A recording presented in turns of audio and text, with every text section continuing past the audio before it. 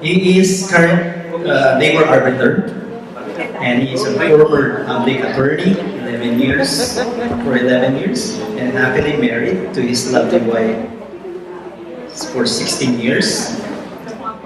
Father of one son, and he is also a member of Law Ministry, and he is a follower of Jesus. Please welcome Attorney Mike Clemente. Hello. Good morning. So far, so good po. May natutunan po ba tayo? Yes. Sino po sa inyo ang nagpa-plan pa lang na mag-establish na business? Okay. Sino pa ang meron ng business? Okay, thank you. So now, that you plan to establish your own business, what now? What's the next step? You need to have a basic grasp of negotiable instruments law, particularly issuance, encashment, and endorsement of checks. Why? Because it's not every day or every time you will have a cash transaction. For example, may supplier kayo. It would be highly impractical or dangerous ngayon kung magdadala kayo ng malaking pera pambayad sa supplier nyo. Or, meron namang situation na wala kayong pera ngayon, but in the future magkakaroon kayo, so you need to issue a post-dated check. Ganun din naman, kung meron kayong client or customer, dangerous din naman siguro sa kanila para bayaran kayo ng amount, yung cash. So, kailangan nyo rin magbigay ng check. It goes both ways. Taxation, dapat alam nyo rin kung paano mag-enroll as taxpayer. Kasi yung business nyo, katulad na sinabi ni Attorney James, is a separate entity. So may sarili siyang TIN number. At kailangan nyo rin paano malaman, paano mag-file annually, semi-annually, quarterly, or monthly income tax returns. Next, contractual law. Ano yun? Lease contracts. Hindi naman lahat ng magkakataon po kung saan yung tinayin yung business nyo pag-ano mo. So usually, nag-rent kayo ng space. So dapat meron kayong understanding about contracts. Alam niyo kung anong disadvantages or advantage ng kontrata sa inyo. Next is local government. Dapat alam niyo requirements for renewal or amendment of business permit. Alam po naman natin yan, taon-taon ng renewal ng business permit. Amendment. Ano ibig sabihin nito? Kung mag-change address kayo, or magdadagdag kayo, or magtatanggal ng pangalan sa business nyo. Or requirements for closing the business. Hindi naman perfect ganito yan. Ayaw na. Close na ako next year. Hindi ganun. Magko-comply kayo sa local government. Kasi pag hindi kayo nag-comply sa mata ng City Hall, existing pa yung business nyo. At pag hindi kayo nag-file ng business permit, compound yan. Okay lang sana kung interest. Interest surcharge penalty. So patong-patong. Minsan mas malaki pa yun isa sa original business permit nyo. Next, SSS. Kailangan nyo rin malaman yung employer share at employee share. Paano nyo malaman? Go to that website. PhilHealth. May empleyado kayo. Kailangan nyo i-enroll. Why? For your protection. Kasi pag may mangyari, at least may kasangka kayo sa PhilHealth. May sasagutin ng PhilHealth. Enroll yung employee, kung ano yung contribution, employer, and employee share, go to that website. Pag-ibig, Home Development Mutual Fund. Enroll nyo dapat din yung employee nyo. Why? Pag hindi nyo enroll yan, may tatangkin natin yan sa batas. Kung ano yung share, employer-employee, go to that site. Next. Employees Compensation Program under Employees Compensation Commission. Dapat din malaman kung ano yung contribution nyo as employer. Go to that website.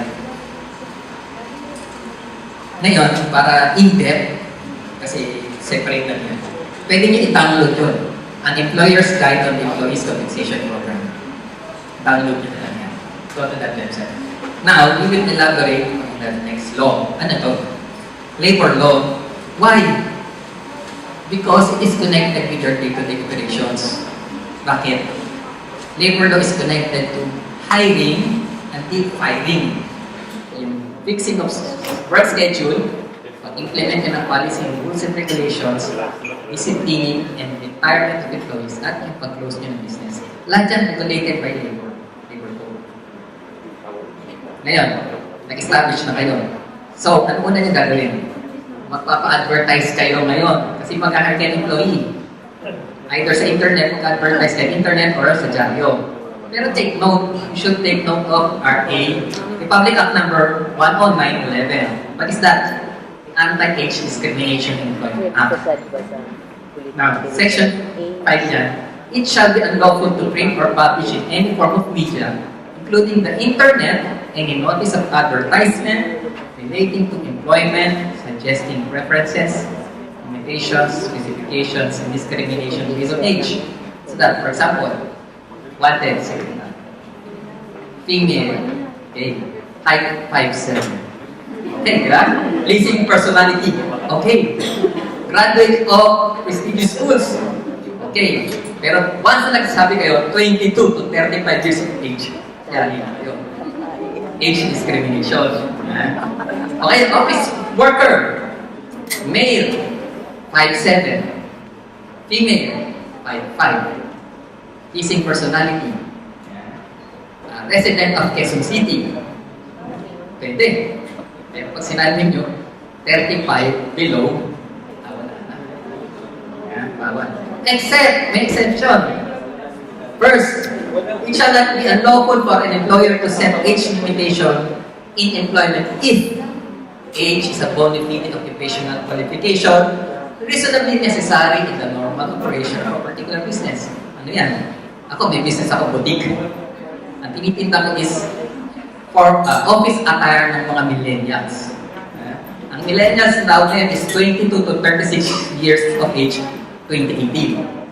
So, wanted, model, male, 5'5", female, 5'7", pleasing personality, age 22 to 35. Pwede? Pwede. Alam nga naman ng office attire, kung ano ko 40 years old. Sino man ito yung millennial yan?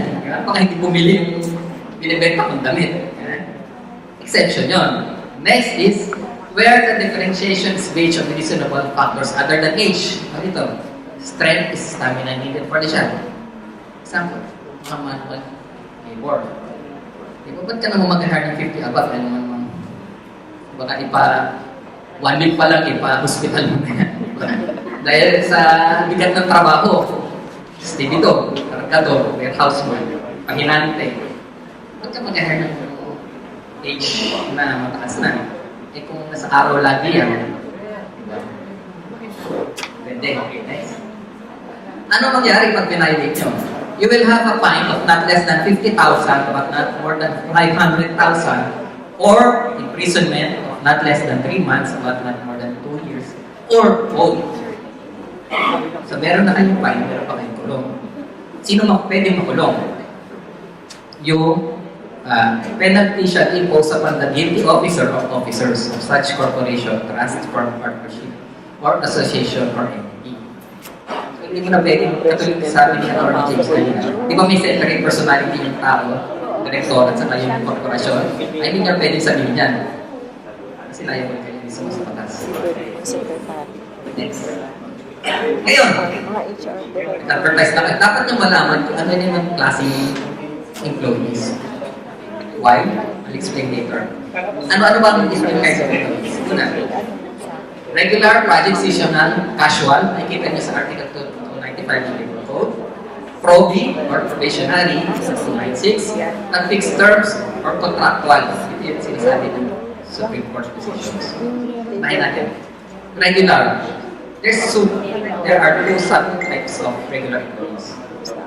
Una, those who are engaged to perform activities which are usually necessary or desirable in the usual business or trade of the employer. Example, PLDT ka. Naman, di ba? Nakakapit. Garments. Siyempre, mga sewer, lansadora. Yan ang necessary. Second, those who have rendered at least 1 year of service, whether continuous or broken, with respect to the activity in which they are employed. Kung isang taon na siya. In other words, regular employees, makikita is nature of work or years of service. Ano yung nature of work? Refers to those employees who perform a particular activity which is necessary or desirable in the usual business or trade, regardless of their length of service. So kahit less than a year yan, pero usually necessary, lang. Ano yung isa? By years of service. Dapat maka 1 year siya. Regardless of the nature naman ng trabaho niya. Dalawa yan, ha? Bakit na kailangan malaman kung sino regular mo? Kasi may mga benepisyo ng mga regular employees na wala sa other kinds of employees. Ano yun? Some na ito. Marami yan. Una, security of tenure. Hindi niyo basta-basta pwedeng tanggalin yan pag regular siya. Dapat naman kayo sa proseso. Dapat may dahilan, sapat na dahilan, at dumaan sa proseso. So, just authorize costs and after compliance with procedural due process. Pangalawa, ano pa benepisyo nila? Monetary and non-monetary benefits. Ano yung non-monetary benefits? Leaves, retirement, separation. Pangatlo. Ano pa yung kinds of employee? Project. Are those whose employment has been fixed for a specific project or undertaking, the completion or termination of which has been determined at the time of engagement. Ano yung sabihin niya? At the time na hinarning tao, dapat may kontrata. Project employment contract. Nakalagay sa kontrata kung kailan siya mag-start, kailan mag-end, at kung saan siya in-assign ng project. Paano kung wala yun? Kung walang employment contract, ganito yun. The absence of an employment contract raises a serious question of whether an employee was informed at the onset of employment of his or her status as project employee. Pag walang kontrata, regular. Ilan yung sa dito? Kamadali sa dito. Seasonal employees are those who work or perform services which are seasonal in nature and the employment is for the duration of the season. Usually, saan nakikita to? Sa farm, taniman, harvest, every year. Pag walang taniman, wala siya. Pero susunod na taon, pag taniman, siya na naman. Pag ano nangyari, regular seasonal worker siya. Doon nangyayari yan. Next. Casual. Pag casual ka, hindi ka regular. Ang ganda ng definition ng batas, ano? Casual ka, hindi ka regular, hindi ka project, hindi ka seasonal. So, ano yung sa'yo niya? Di ba? Ano pinala natin? Dapat merong kang kontrata. Kasi kung wala kang kontrata, day 1, regular ka. So, kung mag-hire kayo, bigyan ng casual employment contract. Kasi pag wala yan, day 1, lalo na kung usually isisali ka ng trabaho, pasok mo ng araw, regular siya. Contractual or fixed. Ito yung, if not for a fixed term, would fall under the category of regular employment. Regular ka sana, kaya alam may kontrata ka. Kahit yung trabaho mo is necessary doon sa business ng employer mo, pwede kang gawin contractual. Alam naman natin. Next. Paano kung masabi fixed term? Dapat, meron siyang kontrata na nagsasabi na naman kung kailan siya mag-start, kailan mag-end. Anong difference sa project? Sa project, may additional. Nakalagay kung saan ka in-assign. Fixed term, wala. Kasi doon ka nagtatrabaho mismo sa kumpanya. Hindi ka in-assign sa iba. Sa ibang project. Next. Probi. Sino naman ito? Ito yung made to undergo a trial period during which the employer determines their fitness to qualify for regular employment based on reasonable standards made known to them at the time of engagement. Sa madaling salita, ano to? Pag mag-hire kayo ng probi, dapat may probationary employment contract. Nakalagay yung start, nakalagay yung end, at nakalagay yung standards nyo para maging regular empleyado siya. Paano kung wala ito? Automatic, regular na naman siya. Kaya kailangan niya gumawa ng probationary employment contract. Yan. Paano kung wala? He shall be deemed a regular employee. Next. Bakit kami? Essence pa pinapa-under ko ng probing yung mga na-hire nyo. Ito yung observe the propriety and efficiency of a probationer, the worker, to a certain whether he or she is qualified for permanent employment. While the latter, yung tao, seeks to prove to the former, yung employer, that he, she has the qualifications to meet the reasonable standards for permanent employment. Sa madaling salita, ano to? Ito yung panahon para magpakitang gilas yung tao sa employer. Para consider mo siya as regular. From probing, maging regular. Dapat ito yung panahon na dapat pakitang gila siya. Pumasok siya, magsipag siya. Ito yun. Kano naman katagal ang probing? Probationary employment shall not exceed 6 months. Why? Pag lumagpas ng 6 months, regular yun siya. Unless it is covered by apprenticeship agreement stipulating a longer period. Meron din sa other laws, yung mga teachers, 3 years nila. Probing period nila. Full load yun. Pwede bang maging regular? Ito nga. Kapag pinagtrabaho niyo siya, probationary period, alalahanin niyo, di ba? Sa employment, probationary employment contract, may start and once na, day after, nagtrabaho siya, regular na siya. So dapat, before matapos yung 6 months, i-communicate nyo na, oy, hindi ka namin irregular dahil wala absent ka. Hindi ka pumasa sa standard namin. Yung work performance mo, hindi ka above satisfactory. I-notify nyo na. Bago man matapos yung 6 months probationary period. Pero di ba minsan nag-ano kayo? Nag-operate na kayo. Araw-araw operation. Bigla na lang nagulat kayo. May dumating na inspector. Galing dole. Bakit? Ano mong ginagawa? Alarm. Kasi, pursuant to the visitorial powers under the labor code. Parang routine lang yan. Kasi nagbibisita talaga sa lahat ng mga business establishments. Malat nyo lang kung naabutan kayo ngayon, maybe not today, but eventually, matadaanan kayo ng loan. Inspector, kasi nagsusuyod yan. Kahit sa loob pa kayo ng mga subdivision. Kasi meron talaga experience kami, nasa loob na water station, di ba? Okay, na-inspect pa nila.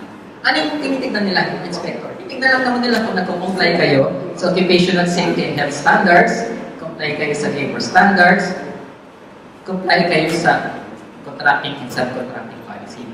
Ano yung contracting and subcontracting policy? Ito yung EO, Executive Order 51, signed by President Duterte, May 1, 2018. Ito yung prohibiting illegal contracting and subcontracting arrangement. Ito yung kung naanin yung bago mag-Labor Day. Ang daming issue, ito yun. Tapos, mag-comply din kayo sa Dole Department Order 174, signed on March 16, 2017 by Dole Secretary Silvestre Pedro III. Tignan nyo na lang natin yan. Ngayon, balik tayo.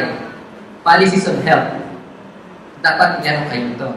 Alcohol-free workplace policy and program, breastfeeding workplace policy and program, drug-free workplace policy and program, hepatitis B workplace policy and program, HIV and AIDS workplace policy and program, sexual harassment policy and procedure, TB prevention and control workplace. Dami, di ba? Paano kayo inspection kayo? Wala kayo yan. Bibigyan kayo ng period to comply. Sabihin mo, saan kayo ito ba? Punta kayo doon sa... Tanungin nyo na lang yung nag-inspector sa iyo. Pwede bang bigyan nyo na kami ng kopya ng policy? Bibigyan kayo, ano naman yan fill in the blanks. May blank for the name of the company, tapos yung address. Meron na doon yan. So, hindi na lang kayo ng copy or i-download nyo sa website nila. No problem doon sa itong ano na yun, policies na yun. Next tayo. Yung labor standards naman. Ito yung relating to wages, hours of work, ng monetary benefits, general occupational safety and health standards, protection to all workers, including welfare and health services. Ano ito? Next. May checklist yun. Yung inspector. So, Tingnan. Nagpapasweldo ba kayo ng minimum wage? Nagbabayad ba kayo ng holiday pay? Nagbabayad ba kayo ng premium pay? Nagbabayad ba kayo ng overtime pay? Nagbabayad ba kayo ng night shift differential kapag natatrabaho ng gabi ng mga workers nyo? May service charge ba sa inyo? Nagbabayad ba kayo ng service incentive leave pay? Bibigay ba kayo ng maternity leave, paternity leave, parental leave for solo parents, leave for victims of violence against women and children, special leave for women? Ano ito? Ito yung gynecological leave. At kung nagbabayad ba kayo ng 13th month? Check issue. Ngayon, wages. Currently, magkano bang minimum wage sa NCR? Effective October 5, 2017, mandated minimum daily wage rate for non-agriculture. Nasa ano talaga to Wage Order 21, non-agriculture. Para namang may agriculture sa Manila. Ano? 512. Basic is 502. 10 na kola. Saan nyo makikita yan? Banggoy nyo yan. Next. Pero may exception. Kung ay doon sa pagbabayad ng minimum wage. Pag nagpo-fall kayo dito, distress establishments. Pero dapat mag-apply kayo at ma-declare kayo under Section 3A of the National Wages Productivity Commission Guideline number 2. Tignan nyo na lang yun. Pangalawa, kapag nag-employ kayo not more than 10 workers. So, anong sabihin natin? 9? 10. Kasi not more than 10. So, ang maximum is 10. 3. Establishment adversely affected by calamities such as natural and human-induced disasters. Nakita niya sa Section 8 ng Wage Order 21. Pero may additional exception. Kapag nag-register kayo as a barangay microbusiness enterprise, BMES. Sino to? Ito yung engage in the production, processing, manufacturing of products or commodities, including agro-processing, trading, services, whose total assets, excluding the land, on which the particular business entities, office, plant, and equipment are situated, are not more than 3 million. So, ang kapital mo is less than 3 million, pwera yung lupa kung saan nakatilit yung business nyo, pwede kayo magpa-register as barangay microbusiness enterprise, exempted kayo sa minimum wage, compliance ng minimum wage. So, pwede kayo magpasweldo na mas mababa sa minimum wage. Ito yung kanina, holiday pay. Saan natin nakikita yun? Ito yung holiday pay. Nakikita yun sa Article 94 ng Labor Code. Minimum pay, 91 to 93. Overtime, 87. Night shift differential, 86. Service charge, 96. 13th month pay, PDA 51. Separation pay, nandiyan. Retirement pay. Kahapon, di ba? Ano ba kahapon? Regular holiday. So kapag hindi kayo pumasok kahapon, bayad kayo. Ano binayad sa inyo? Basic daily rate plus COLA. Ano yun? Yung 512. Pero kung pumasok kayo kahapon, doble sahod yun. Times 2. Kasi regular holiday yun. Paano kung special holiday? Halimbawa, example ng special holiday. Naalala niyo ng election? May basta ng election ng barangay, kapag election. That was declared a special holiday. So, kapag hindi kayo pumasok nun, no work, no pay. Pero kung pumasok kayo nun, yung basic daily rate nyo, ano yun? 502 times 1.3, may premium kayo ng 0.3, kumaga 30%. So, ano na lang yung nangyari, di ba? Yesterday was declared a holiday regular, Idil Fitr, by virtue of Proclamation 114. Ano ba yung natitira ng regular holiday? August 22 to be confirmed. Depende kasi yan sa paglabas ng buwan. Idil Adha. August 27, November 30, December 25, December 30. Yun ang remaining regular holiday sa 2018. Next. Special non-working holiday. Take note nyo po December 8, 2018, commemorate the feast of the Immaculate Conception of Mary, the Principal Patroness of the Philippines. ito ang first time na magiging holiday siya this year. By virtue of Republic Act 10966. Last year, hindi pa holiday yan. This year, simula ng magiging holiday yan. So ano ba yung special ng remaining non-working holiday? August 21, November 1, December 8, December 31. Yan, special non-working day. Pero alam niyo ba, this year meron tatlong additional na. 3 special non-working. Ayun pala, May 14, na nakaraan. Holiday. Nung ano yan, election, ginawang holiday. So, another is November 2. Kasi nga, ipin siya, di ba? Thursday, November 1. Tapos kung papasok ang November 2, Friday. November 3, Saturday. So, ginawa ng long holiday. Ganun din yun. December 24, ipin din, di ba? Kasi 25 is Martes, holiday. So, para maging long weekend na, Saturday, Sunday, Monday, Tuesday. Holiday. Yan ang gagawin. Overtime rate. Pag ordinary day mo lang, karaniwang araw lang, yung hourly rate mo, meron kang premium na additional 0.25. So for example, ang sweldo is 57 pesos per hour. Magiging 71.25 yan. Graduating na pataas na pataas. Ang pinakataas yung double holiday na rest day mo pa. Ano yun? Paano naging double holiday? For example, April 9, araw ng Katitingan. Nangyari ito dati. Pumatak siya ng Webe Santo o Biyernes Santo. Naging ganun dati yan eh. Diba? So, dalawang holiday sa isang araw. Kunwari Biyernes Santo, Friday talaga rest day mo. Pinapasok ka. So, 57 peso worth per hour mo, magiging 288 per hour. Ayun ang pinag-graduate yan. Pero naman, diba?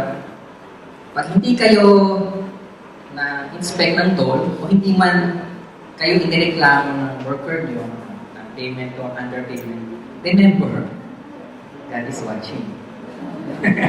Sabi nga, hindi man magreklamo yung worker nyo sa toll, magreklamo yun sa Diyos.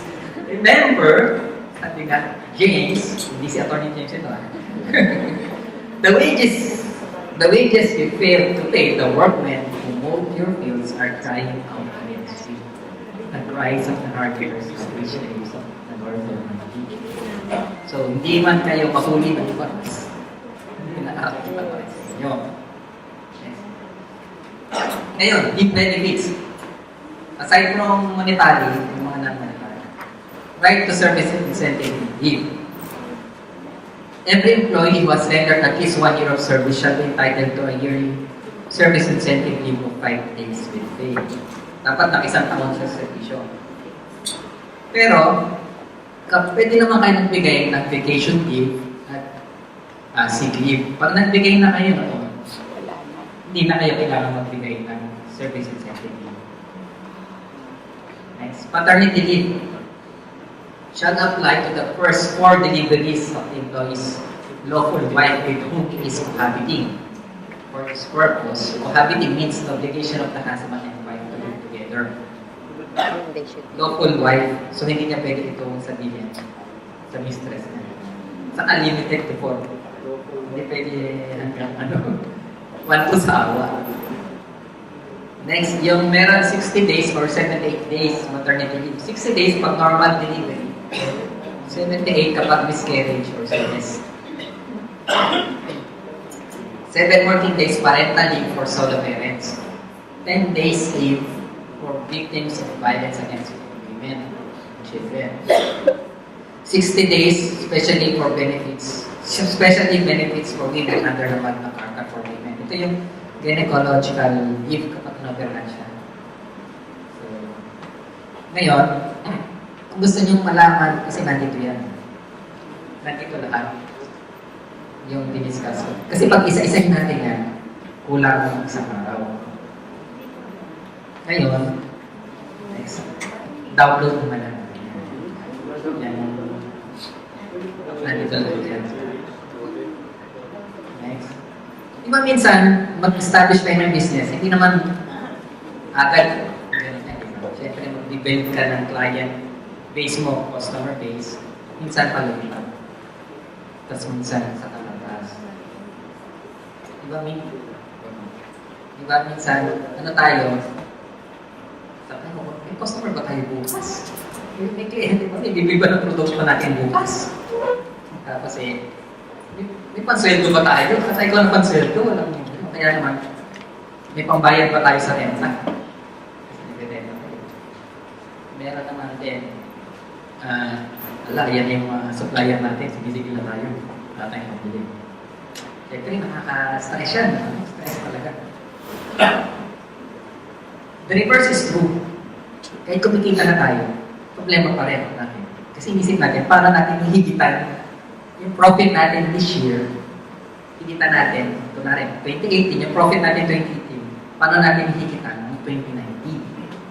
Diba usually ganun natin? Alam, hindi mo tayo kontento kasi dapat pareho ng profit natin. Kasi hindi rin. Although pareho, yung cost of living, diba tumataas na, tumataas na bilihin. So, mababa. In effect, mababa pa rin pag nag-same profit kayo, diba? Kasi yung value ng peso, mababa. Nakaka-ano yan, diba? Nakaka-stress talaga. So, yan. Next. How do you want to ease your anxiety regarding your business operations? Do you want to turn your anxiety to anxiety? Anxiety naman. Anxiety. Diba? Do you want to worry less about your business? How? Commit to the Lord whatever you do and He will establish your plans. Sa ibang version, establish your plans, palagay din your plans will succeed. Tagalog, itataguin mo ang iyong business. Commitment. Sa madaling salita, let go and let go. So, nag-business kayo, bahala naman kayo. Guide me or guide us in our day-to-day operations, in whatever transactions, mawalhaati ba kayo or will your name be glorified in our business transaction? Kasi don't sacrifice profitability sa integrity. Malakas na ang business nyo kung ilan naman kayo na illegal ang ginagawa nyo. Wala din. Kasi remember, hindi nyo man nakita, hindi nyo man nakikinig, God is always present, even when you are unaware of it. Sa lahat ng ginagawa nyo pang buhay. Kasi minsan, ano lang tayo, nakikita lang natin day to day, hindi natin nakikita yung tomorrow the future. That is always present. Thank you.